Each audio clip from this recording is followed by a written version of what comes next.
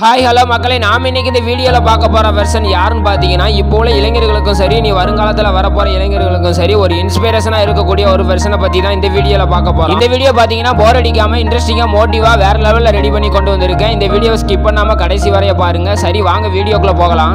1993 சென்னையில் ஜெராக்ஸ் கடை வச்சு நடத்துகிற ஒரு எளிமையான குடும்பத்தில் ஒரு அப்பாவுக்கு ஒரு பையன் பிறக்கிறான். அந்த பையன் பார்த்தீங்கன்னா தன்னோட பள்ளி வாழ்க்கையை சென்னையிலே முடிக்கிறான். பள்ளி படிப்பை முடிச்ச அந்த பையன் கல்லூரி படிப்பை எங்க முடிக்கிறான்னு பார்த்தீங்கன்னா, சென்னையில் உள்ள ஒரு இன்ஜினியரிங் காலேஜில் தான் பள்ளி படிப்பை முடிக்கிறான் அந்த பையன். நம்ம எல்லாரும் காலேஜ் படிக்கும்போது என்ன பண்ணியிருப்போம், காலையில் எந்திப்போம், காலேஜ் போவோம். காலேஜ் போகும்போதே ஃப்ரெண்ட்ஸ் கூட சேர்ந்துட்டு நல்லா வேடிக்கை பார்த்துட்டு ஜாலியாக காலேஜ் போவோம். காலேஜுக்கு போனால் நம்ம காலேஜ் கிளாஸ் ரூம்ல என்ன பண்ணியிருப்போம், பிடிக்காம இருந்துட்டு சாயங்காலம் காலேஜ் முடிச்சோன்னா வீட்டுக்கு வந்திருப்போம். வீட்டுக்கு வந்த நம்ம சிலர் மொபைல் வச்சிருப்பீங்க. மொபைல் வச்சிருக்கிறவங்க சேட் பண்ணுறது, கேம் விளையாடுறது, இப்படி என்டர்டைன்மெண்ட் பண்ணியிருப்பீங்க. அதில் சிலர் என்ன பண்ணியிருப்பாங்க, ஸ்போர்ட்ஸில் இருக்கிறவங்க கிரவுண்டுக்கு போய் விளையாடுறது, இந்த மாதிரி பண்ணியிருப்பாங்க. சிலர் படிப்பாங்க உட்காந்து. நம்ம காலேஜ் வாழ்க்கையில் இப்படி தான் அடுத்தடுத்த நாள் ரிட்டர்ன் அதே வேலையை பண்ணிட்டு இருப்போம். ஆனால் அந்த பையன் காலேஜ் படிக்கும் போது என்ன பண்ணிட்டு இருந்தான்னு பார்த்தீங்கன்னா, சினிமாவில் சாதிக்கணும், வாழ்க்கையில் ஏதாவது பெருசாக சாதிக்கணும் அப்படின்னு பல ஆசைகளை மனசுக்குள்ள உருவாக்குனது மட்டும் இல்லாமல் அதுக்கு தேவையான எஃபெக்டை ரொம்ப பண்ணிட்டு தான் இருந்தான்னு சொல்லலாம். அந்த மாதிரி தான் காலேஜ் படிக்கும் போதே கதை எழுதுவது, அதிகம் படம் பார்ப்பது, சினிமா சம்பந்தப்பட்டதை தேடி தேடி கத்துக்கிறது, இந்த மாதிரி வேலையை தான் அந்த பையன் பார்த்துக்கிட்டு இருந்தான். திடீர்னு ஒரு நாள் இப்படியே போனால் நம்ம வாழ்க்கையில் நம்ம நினைச்சதை சாதிக்க முடியாது அப்படின்னு நினைச்சிட்டு தன்னோட திறமையாலும் முயற்சியாலும் ஒரு ஷார்ட் பிலிம் எடுக்க முயற்சி செய்யறான் அந்த பையன். அந்த பையன் நினைச்ச மாதிரியே ஒரு ஷார்ட் பிலிமை எடுத்து முடிக்கிறான். அதனை தொடர்ந்து அந்த பையன் அடுத்தடுத்த ஷார்ட் பிலிம் எடுக்கிறான். ஷார்ட் பிலிம் எடுத்தது மட்டும் இல்லாம ஒரு யூடியூப் சேனல் ஒன்னையும் ஓபன் பண்றான். அந்த ஷார்ட் பிலிம் எல்லாத்தையுமே அந்த யூடியூப் சேனல்ல அப்லோட் பண்றான். யூடியூப்ல அப்லோட் பண்ண அந்த ஷார்ட் பிலிம் எல்லாமே வேற லெவல்ல ட்ரெண்ட் ஆச்சுன்னே சொல்லலாம். அதுக்கப்புறம் அந்த பையன் ஒரு படம் எடுக்கணும் அப்படின்னு மனசுக்குள்ள நினைச்சிட்டு ஷார்ட் பிலிம் எல்லாத்தையுமே விட்டுட்டு சினிமா வாய்ப்பு தேட ஆரம்பிக்கிறான். சினிமா வாய்ப்பு தேடின அந்த பையன் எல்லா டைரக்டர் கிட்டையும் வாய்ப்பு தேடி போறான். யாருமே வாய்ப்பும் தரல, அவரை மதிக்க கூட இல்ல. சரி, இனிமே யார்கிட்டையும் வாய்ப்பு கேட்க வேண்டாம், நாமளே கதை எழுத தொடங்கும்னு சொல்லிட்டு கதையும் எழுத ஆரம்பிக்கிறான் அந்த பையன். ஒரு வழியா கதையும் எழுதி முடிக்கிறான். கதை எழுதி முடிச்ச அந்த பையன் அடுத்த டைரக்டர் கிட்ட எல்லாம் வாய்ப்பு கேட்கல,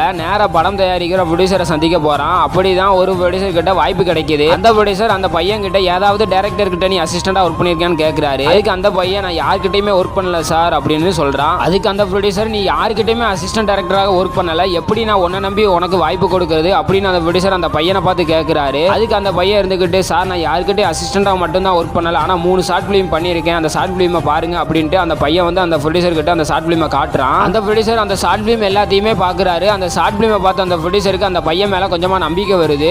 இருந்தாலுமே அந்த ப்ரொடியூசர் வந்து ஒரு ஷார்ட் வீடியோவை அந்த பையன் கிட்ட கொடுத்து, இந்த ஷார்ட் எனக்கு எடுத்து கொடு அப்படின்னு சொல்லி கொடுக்குறாரு. அந்த பையனும் அந்த ஷார்ட் வீடியோவை வேற லெவலில் எடுத்து அந்த ஷார்ட் வீடியோ ப்ரொடியூசர் கிட்ட கொடுக்குறாரு. அந்த ஷார்ட் வீடியோ பார்த்து அந்த ப்ரொடியூசருக்கு அந்த பையன் மேலே நம்பிக்கை வருது. சரி, நீ எழுதின கதையை காட்டு, நான் பார்க்கலாம் அப்படின்னு சொல்றாரு. அந்த பையனும் அந்த கதையை சொல்ல அந்த ப்ரொடியூசருக்கு அந்த கதை பிடிச்சி போக, சரி இந்த படத்தை நம்மளே பண்ணலாம் அப்படின்னு அந்த ப்ரொடியூசர் ஒத்துக்கிறாரு. அப்படிதான் திறமைக்கு வழிகாட்டிய வேல்ஸ் ப்ரொடக்ஷன் தயாரிப்போட சேர்ந்து 15 கோடி செலவுல எந்த ஒரு டைரக்டர்கிட்டயுமே அசிஸ்டண்டா ஒர்க் பண்ணாம தன்னோட சின்ன வயசுல, அதாவது 23 வயசுல பிரபல நடிகரான ஜெயம் ரவியை வச்சு கோமாளிங்கிற படத்தை ஒரு டைரக்டர் எடுக்கிறாரு. அந்த படம் பாத்தீங்கன்னா வேற லெவல்ல வெற்றி அடையுது. அந்த படத்தோட டைரக்டர் யாருன்னு பாத்தீங்கன்னா ஒரு சின்ன பையன். அந்த சின்ன பையன் பாத்தீங்கன்னா இப்போ உள்ள இளைஞர்களுக்கும் சரி, நீ வருங்காலத்தில் உள்ள இளைஞர்களுக்கும் சரி இம்பார்ட்டன்ட் மோட்டிவேஷனான டைரக்டர் அண்ட் ஆக்டரான பிரதீப் ரங்கநாதன் அவர்கள் தான். அந்த படத்தோட வெற்றியை தொடர்ந்து தன்னோட விடாமுயற்சியால 4 வருஷம் கழிச்சு தானே எழுதி, தானே இயக்கி, தானே நடிச்சு 2022 வெளிவந்த படம் தான் லவ் டுடே. இந்த படம் பாத்தீங்கன்னா மக்களுக்கு மத்தியில வேற லெவல்ல பேசப்படுதுன்னே சொல்லலாம். என்னடா இவ்வளவு பெரிய திறமையான மனிதன் அவன் இவன் சின்ன பையனு சாதாரணமா சொல்லிக்கிட்டு இருக்கேன்னு நீங்க நினைக்கலாம்.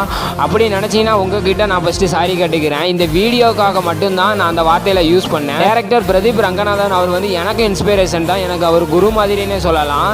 இந்த வீடியோ பார்த்த நீங்க வீடியோ பிடிச்சிருந்தா உங்களுடைய கருத்தை கமெண்ட் பாக்ஸ்ல சொல்லிட்டு வீடியோக்கு லைக் போட்டு நம்ம சேனலை சப்ஸ்கிரைப் பண்ணிருங்க. சப்ஸ்கிரைப் பண்ணது மட்டும் இல்லாம ஆளுங்கிற பட்டனை கிளிக் பண்ணுங்க. அப்படின்னா தான் நம்ம போடுற ஒவ்வொரு வீடியோவும் உங்களுக்கு நோட்டிஃபிகேஷனாக வந்து சேரும்.